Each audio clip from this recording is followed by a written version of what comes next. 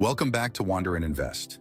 If you're just joining, we're in the middle of a series designed for anyone in their 30s or 40s who feels like they're starting late in building wealth. Today, we're focusing on the first key step, assessing how much you can realistically save each month to start working toward your financial goals. We're going to look at examples based on two common income levels, $50,000 and $100,000 a year.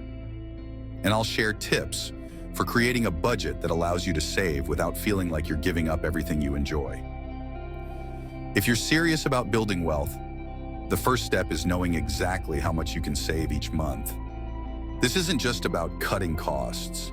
It's about understanding where your money goes and making intentional choices that allow you to put something aside for the future. Small changes today can add up to big gains tomorrow. There are many ways to approach budgeting, so let's go over some of the most popular methods. Each of these is designed to fit different financial situations and styles, so pick the one that works best for you. First, there's the 50-30-20 rule. This divides your income into three main categories: 50% for essentials, 30% for discretionary spending, and 20% for savings or debt repayment.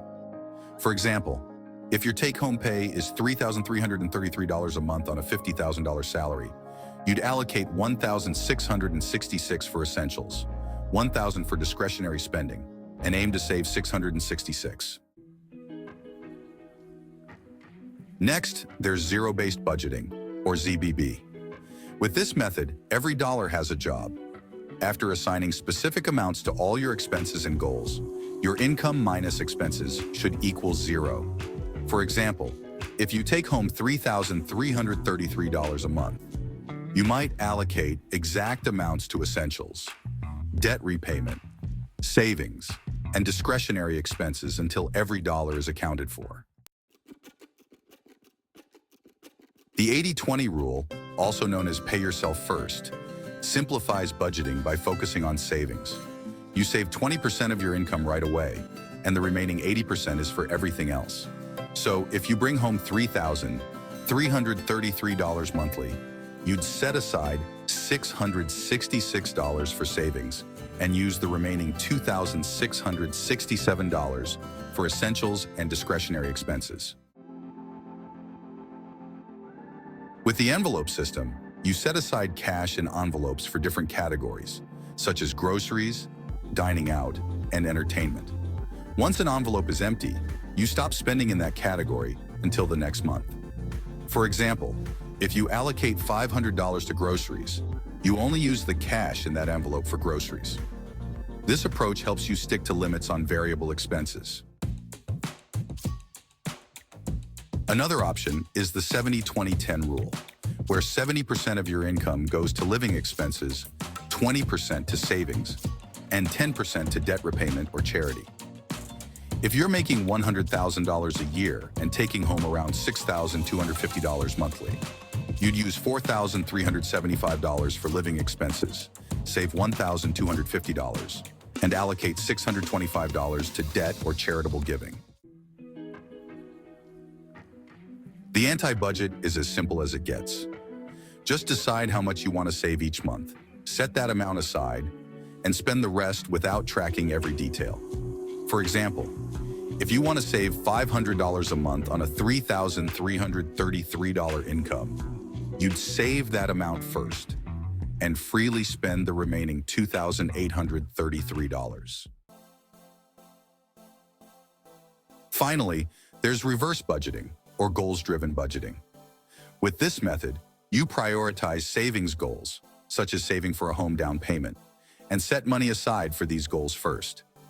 The remaining income is for living expenses. For example, if your income is $4,000 and your savings goal is $1,000 for a home, you set that aside first, then use the remaining $3,000 for everything else. Now that you know some popular budgeting methods, let's talk about ways to make saving easier, no matter which method you choose. Here are 3 actionable steps. Automate your savings. Set up an automatic transfer to a separate savings or investment account every payday. This way, the money is out of sight, and you won't be tempted to spend it. Cut back on small discretionary costs. Identify 1 or 2 discretionary expenses you can reduce. For example, if you usually buy coffee every day, consider making it at home a few times a week. Even small changes like this can free up extra money to put towards savings. Use a budgeting app. A budgeting app can help you keep track of spending and show you areas where you might be able to save a little extra. Many apps can even categorize your spending automatically, making it easy to spot trends. Budgeting is the foundation of building wealth, and choosing a method that works for you is the key to staying consistent. Remember, even small savings add up over time. In the next video, we'll explore the magic of compound interest and how even modest savings can grow over time. Be sure to subscribe and join us on this journey to building wealth from scratch with Wander and Invest.